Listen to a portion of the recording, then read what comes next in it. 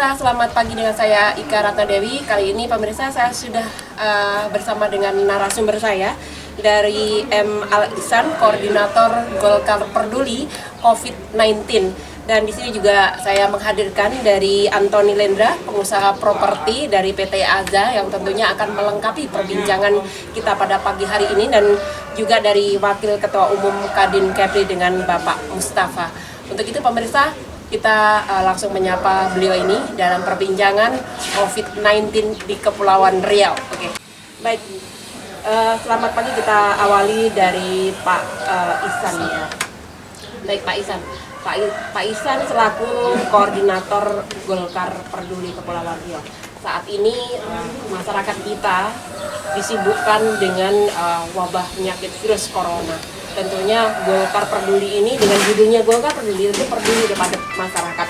Gimana ya Pak Ihsan? Kiprahnya seperti apa Golkar dalam COVID-19 dalam penanganan? Baik, terima kasih Mbak. Selamat pagi dan selamat pagi pemirsa semua. Pada kesempatan berbahagia ini kami menyampaikan tentang Golkar Peduli.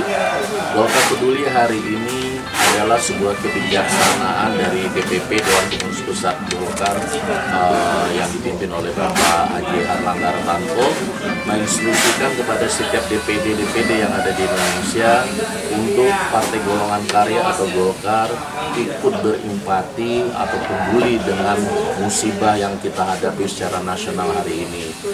Sehingga berdasarkan instruksi yang beliau sampaikan kepada DPD setiap provinsi dan Ketua DPD Provinsi Kepulauan Riau Bapak Haji Makruf Maulana dengan Bapak Sekretaris Golkar Provinsi Kepulauan Riau Bapak Haji Rizky Faisal menginstruksikan kepada kami kader Partai Golkar, pengurus Partai Golkar untuk benar-benar bisa melaksanakan instruksi ini bersama-sama.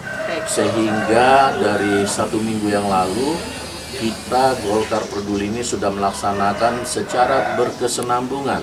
Setiap hari kita memilih beberapa lokasi, yaitu menuju tepat sasaran masyarakat yang benar-benar memerlukan masyarakat prioritas, yang mana mereka merasakan betul-betul dampak COVID-19 ini di aspek ekonomi, ya, sehingga mereka tidak bisa memenuhi kebutuhan kehidupan mereka sehari-hari dengan baik. Inilah kehadiran Golkar bersama mereka. Kepedulian ini benar. Baik. Pak, masih dengan Pak Ihsan. Pak Ihsan, kemarin kita juga sudah turun sendiri ya di lapangan, pembagian sembako untuk masyarakat prioritas yang terdampak dari COVID. Walaupun sebenarnya tidak hanya masyarakat yang prioritas, sebenarnya hampir semua keseluruhan itu terdampak ya. Tapi kita prioritaskan. Oke, Pak, kalau Bapak kemarin turun, tadi juga sempat turun juga di lapangan. Apa yang menjadi acuan Golkar sendiri untuk terus, apakah Bapak melihat keprihatinan ini atau memang dampak ekonomi bagaimana? Jadi begini, sebagaimana instruksi pimpinan kami di Provinsi Kepulauan Riau, bahwasanya Golkar harus bersinergi dengan pemerintah daerah, baik itu tingkat provinsi maupun pemerintah tingkat Kota Batam. Golkar harus bersama-sama membantu masyarakat dalam mengatasi masalah ini. Sebagaimana kita lihat hari ini, pemerintah sudah bekerja keras, sangat-sangat luar biasa. Dan kami sangat memberikan respek, hormat yang tinggi kepada pemerintah Kota Batam khususnya, Kepri pada umumnya. Oleh karena itu, kami juga terpanggil untuk benar-benar dapat bersinergi, bergandengan tangan dengan elemen-elemen lain mendukung program pemerintah. Oleh karena itu, Golkar benar-benar ingin menjadi partai yang bisa mengantarkan masyarakat Indonesia menjadi pemenang. Indonesia bisa, Indonesia menang. Baik, kita beralih dengan Pak Antoni ya, dari properti ini. Properti bagaimana Pak? Masih jalan dengan adanya wabah COVID ini? Ya, kalau kita lihat dalam suasana COVID-19 ini ya, merata, ekonomi agak tetap berdampak juga ya. Dampak dan daya beli juga menurun Pak ya. Mudah-mudahan kita berharap sih supaya cepat selesainya berlalu pada ini ya Pak. Pak, ini Bapak dari pengusaha properti, mungkin di properti Bapak juga ikut berdampak ya. Tapi Bapak masih peduli. Oh ya, kami pasti, kita namanya manusia, rasa empati itu pasti ada. Makanya kami saya juga terpanggil bergabung di Golkar karena saya lihat Golkar ini benar-benar peduli, karena dia bilang peduli rakyat, ya kan. Golkar bisa, pokoknya terus Indonesia pasti menang. Pak, ini menurut pemikiran saya Pak, ini selain Bapak juga mungkin dalam wadah partai Golkar, tentu properti, tentu penghasilan pengusaha juga ikut berdampak. Betul. Terus apa yang memotivasi Bapak untuk turun langsung? Saya lihat kemarin Bapak juga ikut turun langsung, ikut membagikan sembako. Apakah Bapak juga mengharapkan mungkin dengan bantuan ini masyarakat bisa merasakan bahwa pengusaha hadir dalam wabah ini, atau seperti yang gimana Pak? Jadi di sini dari pengusaha khususnya properti yang merasa terpanggil, namanya kita manusia, rasa hibah, rasa kasihan dan sesama manusia. Nah, yang mana pada saat ini banyak pekerjaan yang terpending. Jadi mereka juga bisa dirumahkan, mereka biasanya bekerja, ada penghasilan. Sekarang rata-rata mereka dirumahkan. Dirumahkan juga Pak ya? Artinya mengikuti program pemerintah. Siap, program pemerintah. Baik, pemirsa, di sini masih ada satu narasumber saya dengan Wakil Ketua ya, Kadin Kepulauan Riau dengan Bapak Mustafa. Apa kabar Pak? Sehat. Sehat. Bagaimana dengan Kadin sendiri ini? Kadin juga kiprahnya juga luar biasa juga Pak ya, dengan COVID-19 ini. Sebagai bakti kita ya untuk membantu masyarakat di saat keterpurukan ini, mana wabah COVID-19 ini sangat mendunia, jadi berdampak juga ke investasi di Kota Batam. Khususnya kita juga di pengusaha di Kadin ya, seluruh sektoral berdampak, terutama dampak dari sektor pariwisata ya, pariwisata, entertainment, semua dirumahkan. Kita saya sebagai wakil ketua di Kadin dan juga sebagai kader Golkar Provinsi Kepri merasa terpanggil ya, untuk membantu mereka yang dirumahkan ini, karena ini sangat membantu memutus mata rantai dari COVID-19 ini. Jadi kami dari Kadin yang selama ini ya sudah ikut memajukan ekonomi di saat ekonomi terpuruk, kita juga harus survive gitu, melawan ya. Pokoknya Indonesia pasti menang lah, kita lawan secara bersama-sama. Baik, Pak Mustafa, tentu dengan pandemik ini pengusaha-pengusaha ataupun investor juga masih pending ya Pak ya?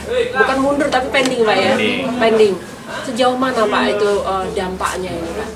Untuk Kota Batam sendiri ya, di triwulan 1 tahun 2020 investasi kita meningkat. Investasi kita meningkat. Alhamdulillah ya, di tengah wabah ini investasi kita meningkat. Ya. Jadi kita berharap peningkatan ini jangan terhambat oleh wabah COVID-19 ini. Ya. Jadi kita berusaha bersatu padu bagaimana ini jangan berkembang begitu supaya kita tetap survive. Baik Pak, tadi Bapak bilang investasi meningkat di tengah pandemi ini, kayaknya bahasa yang sangat bagus sekali. Mungkin pemirsa juga bertanya-tanya, meningkatnya itu apakah investor masih mau menanamkan modal di sini atau memang masih ada harapan untuk itu atau gimana ya? Kita lihat dari data ya, itu triwulan pertama tahun 2020 ini investasi yang masuk ke Kota Batam itu 900 juta USD. Ya, berarti Batam sangat diuntungkan ya. Banyak seperti perusahaan besar masuk ke Kota Batam. Jadi investor tidak terganggu ya, dan tetap pemerintah melayani. Sekarang di TSP ya, di Gedung Sumatera yang satu pintu maupun publik itu izin-izin terus berjalan. Masih terus berjalan ya. Pada saat pandemi ini ya, ini kabar gembira tentunya masyarakat sangat luar biasa. Baik, bagaimana dengan Kepri di daerah lain? Apakah juga kabar gembira seperti itu? Ya sama. Masih diuntungkan ya. Masih masuk ya, seperti di Kalimantan ya. Itu beberapa prestasi besar masuk ya. Jadi ini yang harus kita pertahankan. Baik. Kita dukung pemerintah, ya, kita dukung masyarakat, kita dukung rakyat supaya ini berlalu dan Indonesia pasti menang. Baik, saya mau beralih dengan Pak Ihsan. Pak Ihsan ini dari data yang sudah pernah dirilis di beberapa media, update Corona di Kepri 53 kasus COVID-19 hingga Batam batal ajukan PSBB. Ini kalau berbicara PSBB ini semua orang tanda kutip ada rasa was-was. Bagaimana dengan Golkar? Bagaimana cara melihatnya Golkar dengan rencana PSBB ini? Apakah Golkar juga ikut setuju atau Golkar juga mungkin mempunyai pendapat? Jadi begini Mbak, tentang PSBB, kita hari ini melihat pemerintah Kota Batam secara khusus dan pemerintah Provinsi Kepulauan Riau secara general sudah melakukan penanganan yang sangat luar biasa dari semua aspek, baik aspek penanganan dengan pramedisnya maupun dengan penjagaan jarak satu masyarakat dengan yang lainnya. Kemudian juga pendukungan sembako, bahan pangan untuk masyarakat. Ini sudah sangat luar biasa. Karena kalau dari 54 kasus yang ada untuk 1,3 juta jiwa populasi yang ada di Batam, ini masih dikategorikan kecil. Ini artinya pemerintah kita sangat luar biasa sekali kepeduliannya ya. Pemerintah Kota Batam bekerja siang malam. Bagi kami dari Partai Golongan Karya hanya satu kata, bersinergi bersama pemerintah untuk memerangi pandemik ini atau COVID-19 ini sehingga kita bisa katakan Indonesia menang. Baik, Pak, tadi pertanyaan saya, apakah dari Golkar sendiri setuju apabila Batam ini, Batam maksudnya Kepri ya, PSBB? Kalau dikatakan setuju, kami dari Partai Golkar akan mengikuti kebijaksanaan yang akan diputuskan oleh pemerintah. Pasti keputusan itu dengan semua pertimbangan-pertimbangan yang sudah sangat matang. Ya. Dan sedikit kami mau sampaikan, kami dari Golkar terus akan berkesinambungan sampai akhir Ramadan nanti. Kami terus akan berbuat ya untuk masyarakat. Besok Ramadan juga panti asuhan dan kita terus akan berkesinambungan. Setidaknya masyarakat yang ada di bawah ini tidak perlu gelisah apapun keputusan dari pemerintah PSBB ataupun mungkin tidak seperti itu ya. Iya. Baik, saya lompatin nih. Tadi yang dari Bapak saya kembali ke Pak Mustafa. Pak Mustafa, ini jumlah dari data yang ada nih Pak, pasien-pasien kita yang sudah terdampak COVID-19 yang tentunya sudah positif cukup tinggi nih Pak. Dari sini ada PDP positif 40 orang, jadi kayaknya kita selalu meningkat ya, walaupun meningkatkan tidak begitu signifikan seperti daerah-daerah lain. Dan juga ada beberapa yang PDP di sini sudah mencapai 253 Pak di seluruh Kepri, dan jumlah ODP-nya sampai 2.712 nih. Nah, tentu Kadin ini yang selalu berkaitan dan berhubungan dengan investasi seperti ini Pak. Mungkin langkah-langkah apa yang akan dilakukan mungkin Kadin sendiri untuk menghambat supaya pergerakan virus ini tidak meluas? Apakah mungkin dengan cara intensif berkolaborasi dengan pemerintah atau pembicaraan khusus seperti itu? Kita dari Kadin sangat intensif ya mendukung kebijakan pemerintah ya untuk menghambat penyebaran virus ini. Dan alhamdulillah juga di Provinsi Kepri itu sudah ada dibangun ya di Barelang rumah sakit khusus COVID-19. Dan kita dari pengusaha juga menghimbau ya, setiap usaha yang dibuka ya, setiap perusahaan yang beroperasi itu memenuhi SOP ya, wajib bermasker ya, terus jaga jarak ya, terus yang work yang bisa kita lakukan work from home ya, terus meeting online semua kita ikutin. Artinya tetap mengikuti himbauan pemerintah untuk tetap menjaga diri, cuci tangan dan memakai masker seperti itu ya. Baik, sebagai penutup nantinya saya juga mungkin dari Pak siapa namanya, Pak Antoni. Pak Antoni ini kalau kita melihat kebijakan dari pemerintah juga dari swasta sendiri seperti Pak Antoni selaku pengusaha, banyak tenaga-tenaga kita yang dirumahkan seperti tadi. Tentunya Pak Antoni mungkin kalau COVID-19 ini berlalu Pak, mungkin ada perekrutan kembali. Apakah ada persiapan supaya mungkin tenaga-tenaga kerja kita ini juga ada harapan nih Pak? Seperti apa Pak? Jadi begini Bu, itu udah pasti. Setelah badai ini pasti berlalu, itu ada perekrutan lagi yang biasanya dirumahkan, dipanggil lagi. Sekarang kita lihat contohnya di Nagoya, Batam Center, terutama perhotelan ya. Itu semuanya pada rata-rata ada yang tutup. Dan mereka dirumahkan, bukan pecah. Mereka dirumahkan dan gajinya separuh. Artinya masih punya harapan untuk bekerja kembali ya? Pasti, karena kegiatan itu setelah ini COVID-19 ini selesai, kita masuk bekerja. Berharap secepatnya berlalu biar kita beraktivitas.